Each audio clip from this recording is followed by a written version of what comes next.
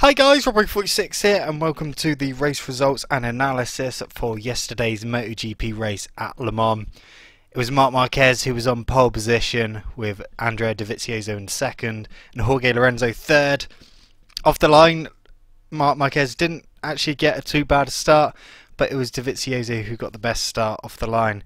However, tipping into the first corner, Jorge Lorenzo got the better of him and took the lead. A bit further back, Marquez got punted wide slightly as Iannone had to lift up from someone going underneath him, which meant that Marquez went wide. And going into the chicane on the first lap, so only like the third, fourth corner, Marquez decided to, he had the red mist down and completely outbraked himself, went into the lead but went completely wide, caught the corner up, and didn't actually lose that much time and ended up back in fourth where he already was. Rossi didn't get too bad a start, starting seventh on the grid, ended up about fifth halfway around the first lap. Lorenzo was trying to check out as he did in the previous race, but Dovizioso was staying pretty close to him, and Iannone was catching up to Marquez and trying to get his way back through him. Early on, Stefan Bradl crashed out of the race, and then one lap later, Alicia Spargo retired on the Suzuki. Another lap after that, we lost Mike D'Ameglio on the Avintia Racing Ducati, who crashed out, as did Scott Reddin. Unfortunately, Reddin's struggling on the factory Honda at the moment. Was definitely expecting him to be a lot higher than what he is at the moment, and the team struggling with setting up the bike for him. So Scott definitely under a bit of pressure at the moment. But going towards the front, Rossi was making his way past a few people and managed to get up to the back of Marquez. Done a fairly clean move on him. It did mean that Marquez had to go off the track when Rossi went under him. Obviously, Marquez not wanting to replicate what happened to him in Argentina.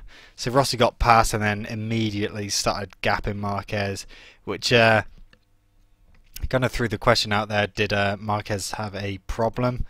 And then Marquez started slipping backwards and into the clutches of Cal Crutchlow and Bradley Smith.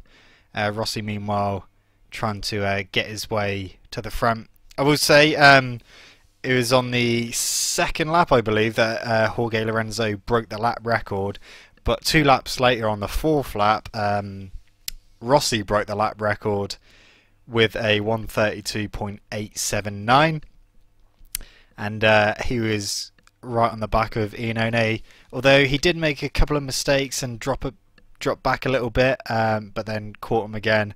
As I said, Marquez was slipping back towards Crutchlow and Bradley, and he did actually go wide, Marquez did, which let both the Brits through.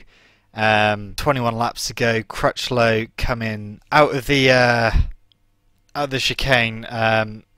They go uphill and then downhill to the right hairpin, and going into that hairpin, Crutchlow lost the front and crashed out on his LCR Honda. So that kind of helped Marquez a bit, and Bradley was actually pulling away from Marquez for quite a while, but back at the front it was Rossi who got the better of Iannone. Obviously Iannone dislocating his shoulder in the Mugello test last week after crashing twice, not fully fit, so Rossi got the better of him. Lorenzo had a little bit of a gap by now, just over a second, and Rossi caught up to Dovizioso. Marquez was having a little battle with Bradley and did eventually get past him. And then with 14 laps to go, Carl Abraham crashed out, as did Jack Miller. Rossi got the better of Dovizioso, and it looked like he was going to close down Jorge Lorenzo, taking a few temps out a lap until Lorenzo responded. and the gap started going up. So first and second for Movistar Yamaha, Lorenzo ended up getting the victory, and Rossi second, which means that Rossi now has a 15-point lead in the championship over Lorenzo, who moves into second after his 2 consecutive wins. Andrea Dovizioso was third. Marquez managed to get the better of Iannone after a really good battle with Iannone. Obviously, with Iannone struggling fitness-wise towards the end, did drop back, but as soon as Marquez went past, it was like red rag to a bull, and Iannone gave him a really good battle, but Marquez just pipping him to the post into 4th, so Iannone ended up 5th. Bradley Smith in 6th, with his teammate Paul Espargaro in 7th.